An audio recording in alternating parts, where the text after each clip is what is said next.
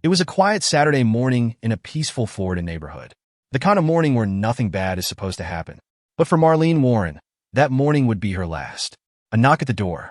She gets up, walks over, and pulls it open. And there, standing right in front of her, is a clown. Not a cute circus clown. Not a kid's birthday party clown. But a clown with dead, expressionless eyes, holding a bouquet of red and white flowers and 2 silver balloons. One of them reads, "You're the greatest." It almost seems like a joke. But then, before she can even react, the clown reaches into their costume, pulls out a gun, and fires. Point blank. A single shot to the face. Marlene collapses to the ground, blood pooling beneath her. Her son just steps away inside the house, hears the gunshot, and rushes to the front door, only to see his mother fighting for her life. And the clown, calmly turning, walking back to their car, and driving away. No panic. No rush. Just cold, calculated murder. A killer in disguise. A hit, carried out in broad daylight. And for decades, no one knew who was behind the mask. But what if I told you this murder wasn't random? What if I told you someone had planned it, down to the last detail, and that it would take nearly 3 decades, advancements in forensic science, and a relentless team of investigators to finally solve it?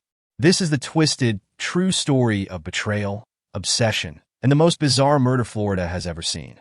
Before she became the center of one of Florida's most infamous unsolved crimes, Marlene Warren was a daughter, a mother, and a wife. She was the kind of woman people described as warm, kind-hearted, and deeply devoted to her family. But as much as she loved the people around her, Marlene was also strong. She had to be. Marlene and her husband, Michael Warren, lived in the upscale community of Wellington, Florida, a quiet, affluent area where bad things weren't supposed to happen. Their home, a sprawling property in the exclusive Aero Club neighborhood, even had a private airstrip. To the outside world, the Warrens had it all. A beautiful house, a successful business, financial stability. But beneath the surface, things were far from perfect. Marlene met Michael when they were still young. She had been married once before, but that relationship ended in divorce. With Michael, she had another chance at happiness. Together, they built a life, raising her son, Joseph, from her first marriage, and growing Michael's used car dealership into a thriving business. But Michael was not the devoted husband Marlene had hoped for. Michael Warren was the kind of businessman who knew how to work the system. He owned Bargain Motors, a used car dealership with a reputation that, let's just say, wasn't exactly spotless. Some people whispered about shady deals, tampered odometers, vehicles that weren't quite what they seemed. But business was booming, and money was coming in. And with money came temptation. Michael had a wandering eye. Those close to Marlene knew it. Friends and family suspected he was having affairs, though Marlene, ever the devoted wife, chose to look past the rumors. Maybe she didn't want to believe it. Maybe she thought she could fix things. But what Marlene didn't know was that her husband's secret affair wasn't just another meaningless fling. This time, it would cost her everything. Her name was Sheila Keene, a 27-year-old woman with a tough reputation. She worked repossessing cars for Michael's dealership, a job that required a certain kind of ruthlessness. And Michael? He was drawn to her. Their relationship didn't stay professional for long. At first, the affair was a secret. But soon, Michael wasn't just seeing Sheila. He was financially supporting her. He even started paying the rent on her apartment. For Marlene, the cracks in her marriage were becoming harder to ignore. But she stayed. She kept trying. Joseph Warren, Marlene's 21-year-old son, later said his mother had been thinking about leaving Michael. She wasn't blind to what was happening, but divorce wasn't something she took lightly. She wanted to hold her family together.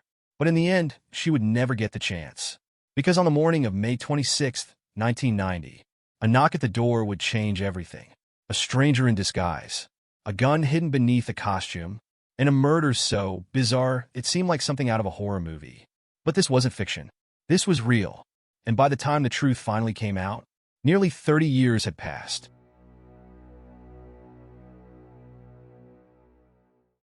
Saturday, May 26, 1990. A warm, sunny morning in Wellington, Florida. A neighborhood where nothing ever seemed out of place. Well-manicured lawns, quiet streets, families enjoying the start of their weekend. Inside one of the homes, Marlene Warren moved through her morning routine. At 40 years old, she was a woman who carried herself with quiet strength. A mother, a wife, a businesswoman. She had built a comfortable life here, though it hadn't come without its struggles. She had spent years making things work, pushing forward, despite the fractures in her marriage, despite the doubts in her mind. That morning, she wasn't thinking about any of that. Her 21-year-old son, Joseph Aarons, was home, along with a few of his friends. They were sitting in the kitchen, talking, eating breakfast. It was an ordinary morning, until it wasn't. The sound of a car pulling into the driveway. A moment later, a knock at the front door. Silence. The atmosphere shifted. Marlene turned toward the door, pausing for just a moment. A delivery, maybe? She wasn't expecting anyone. But this was the early 90s, before security cameras, before the age of skepticism, when an unexpected knock didn't make your heart race. She walked to the door and opened it. Standing there was a clown, a full costume, bright orange wig, stark white face paint, oversized red nose, a face frozen in an eerie, painted-on smile. In one hand, the clown held a bouquet of flowers. In the other, two balloons, one decorated with Snow White, the other bearing the words, "You're the greatest." Marlene didn't react right away. Maybe she thought it was a joke. Maybe she thought her husband had sent her a strange, last-minute gift. Or maybe, just for a second, her instincts told her something was wrong. Before she could take a step back, before she could speak, before she could scream, the clown pulled out a gun, a .38 caliber pistol, raised with precision. A single shot. The bullet struck Marlene just above her upper lip, tearing through flesh and bone. Her body jerked back violently. She staggered, hands clutching at her face, and fell to the floor. For a moment, the world seemed to stand still. Joseph and his friends, just feet away in the kitchen, heard the shot. The sound didn't register right away. Maybe a firecracker? Maybe something fell? Then, the sound of his mother's body hitting the floor. He ran, and when he reached the front of the house, he stopped, his mind unable to process what he was seeing. His mother, on the ground, blood pooling around her, and standing over her, the clown. For a split second, they locked eyes. Joseph was frozen in place. The clown didn't move either. No panic, no hesitation, just stillness. And then, as if nothing had happened, the figure turned away. Calmly, methodically. It walked back to the car it had arrived in, a white Chrysler LeBaron, opened the door, got in, and drove away. No rush, no urgency. Just a clown leaving a crime scene. Joseph's paralysis broke. He dropped to his knees beside his mother, his hands shaking as he reached for her. She was still alive, barely. Her breathing was ragged, shallow. The blood, there was so much blood. He fumbled for the phone, his voice breaking as he called 911, shouting, begging them to hurry. The minutes stretched endlessly. Then, sirens. Flashing lights. Paramedics rushing inside, lifting Marlene onto a stretcher. Working quickly, their voices clipped and urgent. They took her away. At the hospital, doctors fought to save her. She was placed on life support, but the damage was devastating. A bullet to the face, fired at close range. The odds were stacked against her. Back at the house, detectives arrived. The crime scene was surreal. Bright morning sun shining down on bloodstained tile. And the most haunting detail of all? The balloons. They were still there, drifting gently against the doorway, as if nothing had happened. The questions came immediately. Who does this? Who dresses as a clown, walks up to someone's front door in broad daylight, and shoots them in the face? And why? As detectives combed through the evidence, the only thing they knew for sure was that this was no random act of violence. This was planned, and someone somewhere knew exactly who was behind it. Marlene Warren was clinging to life, but just barely. The bullet had done catastrophic damage, tearing through her face and skull. At the hospital, doctors fought to stabilize her. But the reality was grim. A gunshot wound like this at such close range was almost always fatal. Back home, her family and friends gathered, hoping for a miracle. But deep down they knew Marlene was slipping away. 2 days after the shooting, on May 28, 1990, Marlene Warren was pronounced dead. A woman gunned down in broad daylight. That was shocking enough. But the fact that it had been carried out in such a bizarre, theatrical way by someone dressed as a clown made it something else entirely. Detectives from the Palm Beach County Sheriff's Office were immediately on the case. And they were looking for one thing first: motive. Because this wasn't a robbery. This wasn't a crime of opportunity. Whoever had done this had come there for one reason only: to kill Marlene Warren. Investigators began gathering statements from those who had been at the house. Marlene's son, Joseph Aarons, and his friends had seen the shooter, but only for a brief moment. The details were limited, but they did remember a few things. The clown had been tall, around 6 feet. The clown had not spoken a single word. And perhaps the most chilling part? The clown had moved slowly, deliberately. No panic, no rush, as if they knew exactly what they were doing. This wasn't a heat-of-the-moment crime. This was planned. Witnesses also reported seeing the car the clown had driven away in, a white Chrysler LeBaron. Detectives put out an alert, scouring the area for any sign of it. And then they found it. The Chrysler had been abandoned in a nearby parking lot. It was quickly towed back to the crime lab, where investigators began searching for any trace of evidence. And what they found would become key to this case. Orange synthetic fibers, possibly from a clown wig. Strands of brown human hair. No fingerprints. The killer had been careful. With these pieces of evidence in hand, detectives turned to the next logical question. Who was Marlene dead? Marlene wasn't involved in anything dangerous. She wasn't mixed up with criminals. She had no known enemies. But she was married. And as every investigator knows, when a wife is murdered, the first person you look at is the husband. Michael Warren was a successful businessman. He owned Bargain Motors, a used car dealership in West Palm Beach, and he made good money. But people who knew him said he could be controlling, arrogant, short-tempered. And there was something else. Michael Warren had been having an affair. Police had already heard whispers of it from Marlene's friends and family. She had suspected her husband was unfaithful. She had even told people that if anything ever happened to her, Michael should be the first person they looked at. Now, those words were chilling in hindsight. But there was one problem. Michael Warren had an alibi. At the exact time of the shooting, he was with friends at a racetrack out of town. They vouched for him. He couldn't have been the clown at the door. But that didn't mean he was innocent. Because if he wasn't the one pulling the trigger, then who was? As detectives dug deeper into Michael Warren's personal life, they came across the name of a woman who seemed to be more than just a mistress. A woman who had been deeply involved with Michael for years. A woman who had once worked for him, handling vehicle repossessions at his dealership. A woman named Sheila Keene. And when police took a closer look at her, the case began to take a dark and new direction. The deeper investigators looked into Michael Warren's life, the more one name kept surfacing. Sheila Keene. She wasn't just some fling. She was embedded in Michael's life, both personally and professionally. At 27 years old, Sheila worked for Michael's used car business, Bargain Motors. Her job? Vehicle repossessions. It wasn't a job for the timid. Sheila had a reputation for being tough. The kind of woman who could knock on someone's door in the middle of the night and take their car without blinking. That kind of confidence, that kind of control. It was exactly what Michael Warren was drawn to. Soon, their professional relationship turned into something else. Something intimate. And according to those who knew them, they weren't exactly subtle about it. Michael was paying for Sheila's apartment. He was helping her financially. Employees at Bargain Motors whispered about how close they were. And some even claimed that Marlene knew. She had suspicions. She had questions. And those close to her say she had finally had enough. She was considering divorce. And that was a problem. For Michael. For Sheila. Because if Marlene left, she wouldn't just walk away from the marriage. She would take half of everything Michael had built. And maybe that was motive enough for murder. As investigators pieced together the bizarre murder, they focused on something crucial. Where did the killer get the clown costume? Detectives checked local costume shops, searching for anyone who had recently purchased a clown outfit, orange wig, white face paint. And then, they got a hit. A store clerk remembered something unusual. A woman had come in, just days before the murder, and purchased a full clown costume.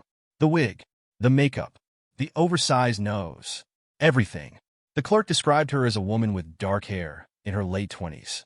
It wasn't a rock-solid identification, but it sounded a lot like Sheila Keene. And when police cross-referenced receipts, they found that the purchase had been made in cash. No credit card, no check. Whoever bought that costume made sure there was no paper trail. Then, the case took another turn. Remember the white Chrysler LeBaron the clown had driven away in? It had been found abandoned in a parking lot just days after the murder. When forensic investigators examined the car, they discovered two crucial pieces of evidence. Strands of orange synthetic fibers, likely from the clown wig. Several brown hairs, human hairs. If they could match the hair to a suspect, it could be the break they needed.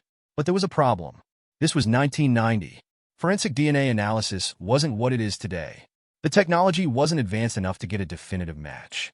So despite all the suspicions around Sheila, police didn't have enough to charge her. And just like that, the case went cold. For years, Marlene's murder remained unsolved. Michael Warren never faced charges. Sheila Keene went on with her life. And for nearly 3 decades, one question remained. Would the truth ever come out? For 27 years, Marlene Warren's murder remained an open wound, an unsolved mystery that haunted her family and baffled investigators. A woman had been shot dead in her own home, by a clown, in broad daylight, in front of witnesses. And yet, the person responsible had never been brought to justice. Over the years, 2 names had always lingered, Michael Warren and Sheila Keene. But suspicion wasn't enough, not without hard evidence. And for decades, the case just sat, gathering dust, growing colder. Marlene's son, Joe Aarons, never forgot. How could he? He had seen it. His mother, lying on the floor, bleeding, dying. And he had to live with the knowledge that whoever did this had gotten away with it. Detectives never stopped caring. But in 1990, forensic technology was limited. The orange wig fibers, the brown hairs found in the getaway car. They had them, but they couldn't prove anything. Until everything changed. By 2014, DNA technology had evolved. New forensic methods allowed investigators to analyze old evidence in ways that had been impossible before. They decided to revisit the case. They took another look at the brown hairs found in the Chrysler LeBaron, the same getaway car that had been abandoned just days after the murder. Back in 1990, forensic scientists could only determine basic characteristics. It was human hair. It belonged to a woman. But now, with advanced DNA profiling, those hairs could be tested properly. And when the results came back, it was the moment investigators had waited decades for. Boom! A match! The DNA belonged to Sheila Keene. For the first time, real, indisputable forensic evidence tied Sheila directly to the crime. And that changed everything. For 3 years, detectives prepared their case. Then, on September 27, 2017, they made their move. Sheila Keene, now Sheila Keene Warren, was living a completely different life. She wasn't just free. She was married to Michael Warren. Yes, you heard that right. The man whose wife had been murdered, the same man suspected of orchestrating her death, had gone on to marry the very woman long suspected of being the killer. And they weren't just together. They were thriving. Michael and Sheila had left Florida behind. They had moved to Abingdon, Virginia, where they had built a new life. They ran a successful restaurant together. From the outside, they looked like a normal, happy couple. But detectives knew the truth. They had never stopped watching. And now, they had enough. That September, U.S. Marshals and Palm Beach County detectives arrived in Virginia. They arrested Sheila Keene Warren for the first-degree murder of Marlene Warren. After 27 years, the case was no longer cold. It was alive. It was moving toward justice. But the fight wasn't over, because Sheila wasn't going down without a fight. And Michael Warren? He wasn't facing any charges at all. It had been nearly 3 decades since Marlene Warren was murdered in her own home, since a clown with balloons and a gun walked up to her front door and shattered a family forever. For years, her case sat in limbo, frustrating detectives and devastating those who loved her. But in 2017, after 27 years of waiting, the first real step toward justice was finally taken when Sheila Keene Warren was arrested for first-degree murder. Justice wouldn't come swiftly. Her arrest was one thing. Proving the case in court would be another. Defense attorneys fought hard, challenging the evidence and questioning its reliability. They claimed that the DNA match wasn't as ironclad as prosecutors made it seem. They argued that the eyewitness descriptions of the clown's height, build, and movements were too vague. And they pointed out that Sheila had never been arrested before, never had a history of violence. Even as the trial loomed closer, prosecutors faced a major problem. They had a strong case, but not an airtight one. Yes, DNA linked Sheila to the crime scene. Yes, witnesses described someone matching her appearance, buying a clown costume just days before the murder. But there was still no direct, irrefutable evidence proving that she pulled the trigger. And worse, there was no solid proof tying Michael Warren to the crime at all. Then, in April 2023, after years of legal battles, Sheila Keene Warren finally made a decision. She took a plea deal. Instead of going to trial and facing the possibility of life in prison, Sheila pleaded guilty to second-degree murder. Her punishment? 12 years in prison. For the murder of Marlene Warren, the cold-blooded killing of a beloved mother, a successful businesswoman, a woman who had her whole life ahead of her. 12 years. She had already spent 6 years behind bars awaiting trial, meaning she could be eligible for release in as little as 2 years. Justice served or justice denied. For Marlene's family, it was a bittersweet moment. After decades of silence, someone had finally been held accountable. But had real justice been served? Because one question still lingered in the air, one that had haunted this case from the very beginning. Did Sheila act alone? Did Michael Warren get away with murder? Marlene's family, and many detectives, have long believed that Michael Warren was the true mastermind, that he wanted Marlene gone, not just to be with Sheila, but to gain control of their money, their assets, their entire life together. That he had used Sheila to carry out the crime for him, keeping his own hands clean. After all, what were the chances that his mistress just happened to be the one linked to the murder? What were the chances that the woman he went on to marry was the one whose DNA was found in the getaway car? It was too much of a coincidence. And yet, Michael Warren was never charged. Even as Sheila sat in a courtroom, admitting guilt, accepting her punishment, Michael walked free. Prosecutors simply didn't have enough evidence to tie him to the crime. To this day, he has never been arrested, never been indicted. He continues to live his life, a free man. Where are they now? Sheila Keene Warren remains behind bars at the Lowell Correctional Institution in Florida. With time served, she could be released as early as 2025. And Michael Warren? He still walks free. Some believe he orchestrated the entire thing, that he planned the crime, coached Sheila on what to do, and walked away without a single charge. Others believe Sheila acted alone, that she was in love, obsessed, willing to do whatever it took to eliminate her romantic rival. And now, after more than 30 years, this case still holds one final unanswered question. Did the real mastermind get away with murder? What do you think? Was Sheila Keene Warren truly acting alone? Or did Michael Warren manipulate her into doing his dirty work, knowing he'd never face the consequences? And here's the bigger question. Was 12 years enough? For the brutal, calculated murder of Marlene Warren, for shattering a family, for taking a mother away from her son, does 12 years behind bars feel like justice? Let me know your thoughts in the comments below. And if you want to hear more true crime cases just like this, don't forget to like, subscribe, and hit the notification bell. Because some crimes take decades to solve, and some never get justice at all.